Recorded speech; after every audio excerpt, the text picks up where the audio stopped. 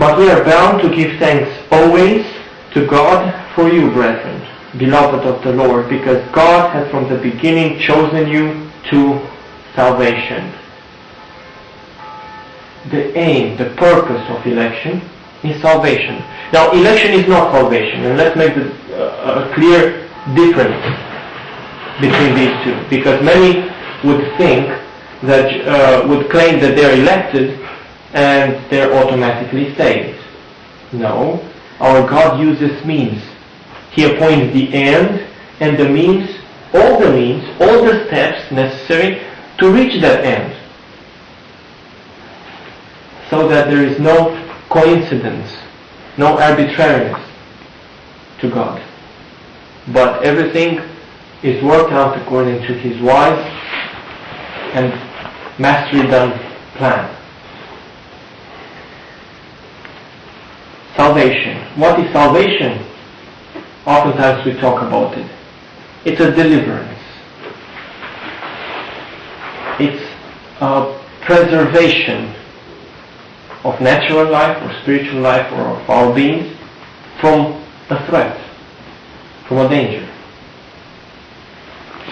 Deliverance or preservation. That's what we're talking about when we say salvation.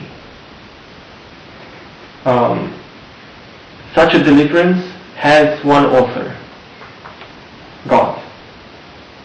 Such a deliverance or preservation or salvation is eternal, just as God is. And such a salvation is a planned one. And it was planned, as I said, not when we believed, not when Christ died on the cross, but before the world was. A salvation was planned before there was a sin, that is, before there was a need for salvation. And this is something God did. Now, the last part of the verse, and I need to hurry up a little, says that God chosen you to salvation through sanctification of the Spirit and belief of the truth. We have two statements here. And I believe these are, to us, proofs of our salvation. The fact that God chose us to salvation. You know, we had nothing to do with this. We weren't there. We were not there to beg God to include us in His plan. No. The fact that Christ died at the right time on Golgotha, on the cross, for us, we had nothing to do with it. It happened before we were born. The fact that God approved and recognized and accepted the sacrifice of Christ when He went into heaven, into the heavenly tabernacle with His blood, presenting Himself as the priest and as the sacrifice. We had nothing to do with this. We weren't there. The part of salvation that we know is what we live today, and is described by these two expressions, two phrases: sanctification of the Spirit and belief of the truth. Now, when we talk about sanctification, the word in Greek means a setting apart or a consecration. A setting apart for special usage, a separation. It is done by the Spirit. And we can think about an initial sanctification when the Spirit of God moves in this temple, and we can talk about a progressive, a continual sanctification when field after field, domain after domain from our inward being is conquered by the Spirit in such a way that Christ's image is formed in us.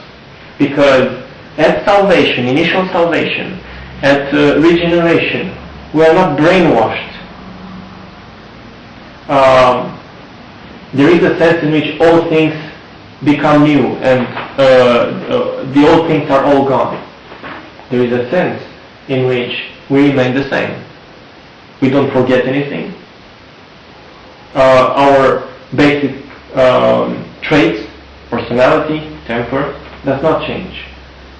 But all our thoughts and all our emotions and all our actions must be aligned and become subject to God's will.